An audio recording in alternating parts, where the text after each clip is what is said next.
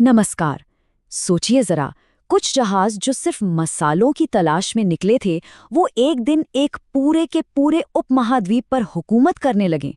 आज हम इसी हैरान कर देने वाली कहानी को समझने वाले हैं कि कैसे अंग्रेज जो व्यापारी बनकर आए थे, वो भारत के शासक बन गए।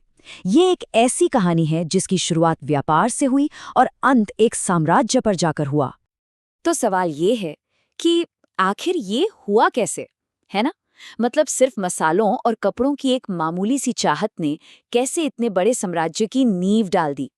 ये कहानी है कुछ ऐसे मोड़ की जिनके बारे में किसी ने सोचा भी नहीं था, और ऐसे नतीजों की जो बहुत दूर तक जाने वाले थे।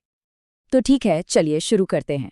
देखिए, इस कहानी की शुरुआत किसी जंग या जीत से नहीं होती। नहीं, इसकी शुरुआत होती है एक ट्रेड प्रॉब्लम से, एक व्यापारिक मुश्किल से।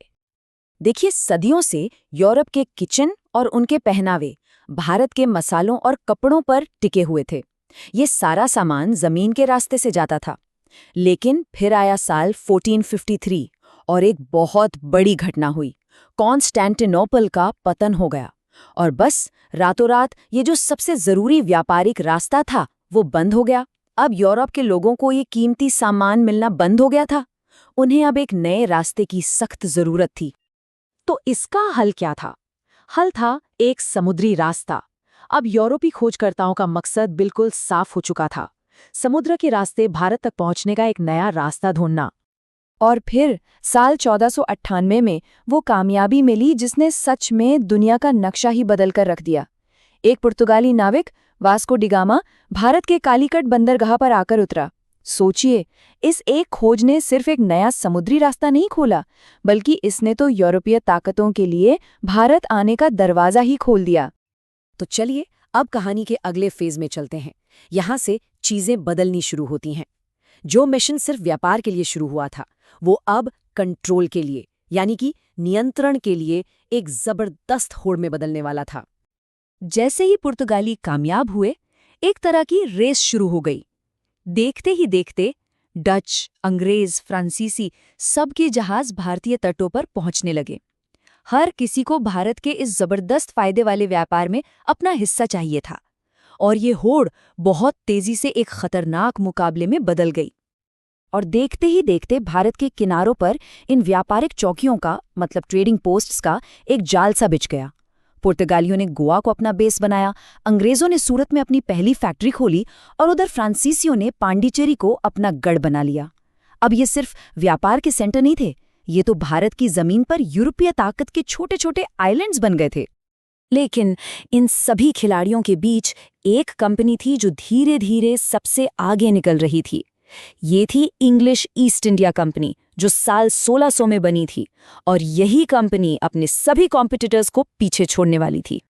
चलिए अब कहानी के उस सबसे अहम मोड़ पर चलते हैं, वो पॉइंट जहां ये ट्रेड कंपटीशन अब सीधी सीधी जंग और जीत हार में बदलने वाला था। ये साल था 1757, 1757। इस एक साल ने भारत के इतिहास का रुख हमेशा हमेशा के लिए मोड़ दिया। ये साल था प्लासी की लड़ाई का। तो एक तरफ थे बंगाल के नवाब सिराजुद्दौला, और दूसरी तरफ थी रॉबर्ट क्लाइव की लीडरशिप वाली ईस्ट इंडिया कंपनी। झगड़ा किस बात पर था? नवाब इस बात के खिलाफ थे कि अंग्रेज अपने किले बना रहे हैं, और कंपनी तो अपना असर और बढ़ाना चाहती थी। प्लासी की ये जीत कोई मामूली जीत नहीं थी। इसने भारत में ब्रिटिश राज की बुनियाद रख दी। जरा सोचिए, एक ट्रेडिंग कंपनी एक नवाब की पूरी फौज को हरा देती है। बस इसी जीत के साथ ईस्ट इंडिया कंपनी ने व्यापारी से शासक बनने का सफर शुरू कर दिया था। और इसके ठीक बाद 1764 में हुई बक्सर की लड़ाई। इस लड़ाई ने तो अंग्रेजों की ताकत को एकदम पत्थर की तरह पक्का कर दिया। कैसे? क्योंकि इस जीत के बाद उन्हें बंगाल, बिहार और उड़ीसा से रेवेन्यू, यानी कि टैक्स वसूलने का अधिकार मिल गया। इसे कहते थे दीवानी। और ये सिर्फ पैसा नहीं था, ये थी असली पावर, बहुत बड़ी फाइनेंशियल पावर। तो अब सीन ये था कि एक ट्रेडिंग कंपनी अब एक रूलर बन चुकी थी। तो अब देखते हैं कि इतने बड़े इलाके पर राज करने के लिए उन्होंने अपना पूरा एडमिनिस्ट्रेटिव सिस्टम, अपनी पूरी व्यवस्था बनाई कैसे। अब देखिए, कंपनी के सामने एक बिल्कुल नया और बहुत बड़ा चैलेंज था। अब सिर्फ ट्रेडिंग पोस्ट नहीं चलाने थे, अब तो लाखों लोगों पर हुकूमत करनी थी। सवाल था ये होगा कैसे? और इसके लिए सिर्फ सिपाही काफी नहीं थे, इसके लिए चाहिए था एक पूरा का पूरा सिस्टम। तो उन्होंने अपने राज की इमारत को 4 मजबूत पिलर्स पर खड़ा किया। ये 4 पिलर्स थे सिविल सर्विसेज, मिलिट्री, पुलिस और जुडिशियल सिस्टम यानी न्याय व्यवस्था। चलिए एक एक करके इन सबको समझते हैं। सबसे पहले सिविल सर्विसेज। इसे ब्रिटिश राज का स्टील फ्रेम कहा जाता था, मतलब लोहे का ढांचा। ये वो अफसर थे जिनकी जिम्मेदारी पूरा एडमिनिस्ट्रेशन चलाने और रेवेन्यू इकट्ठा करने की थी। फिर आई मिलिट्री। अपने राज को बचाने और उसे और फैलाने के लिए कंपनी ने एक बहुत बड़ी मॉडर्न आर्मी तैयार की। और सबसे हैरान करने वाली बात सुनिए, 1857 तक इस आर्मी में 3,11,000 से ज्यादा सैनिक थे और इनमें से ज्यादातर भारतीय ही थे जो अंग्रेजों के लिए भारत पर कब्जा बनाए रखने का काम कर रहे थे।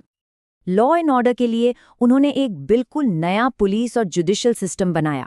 हर जिले में एक डिस्ट्रिक्ट सुपरिंटेंडेंट ऑफ पुलिस यानी डीएसपी को हेड बनाया गया। मामलों की सुनवाई के लिए 2 तरह की अदालतें बनी, सिविल केस के लिए दीवानी अदालत और क्रिमिनल केस के लिए फौजदारी अदालत। और इस पूरी की पूरी विशाल मशीन को चलाने के लिए 1773 में वॉरेन हेस्टिंग्स को पहला गवर्नर जनरल बनाया गया। वो भारत में कंपनी का सबसे बड़ा अफसर था। और इस तरह सिर्फ मुनाफा कमाने के लिए निकली एक कंपनी ने जाने अनजाने में एक मॉडर्न स्टेट के पूरे स्ट्रक्चर की नींव रख दी। तो आखिर में सवाल यही बचता है कि जब किसी हुकूमत का जन्म व्यापार से हो तो उसकी विरासत, उसकी लेगेसी क्या होती है? ये एक ऐसा सवाल है जिस पर आज भी सोचने की जरूरत है।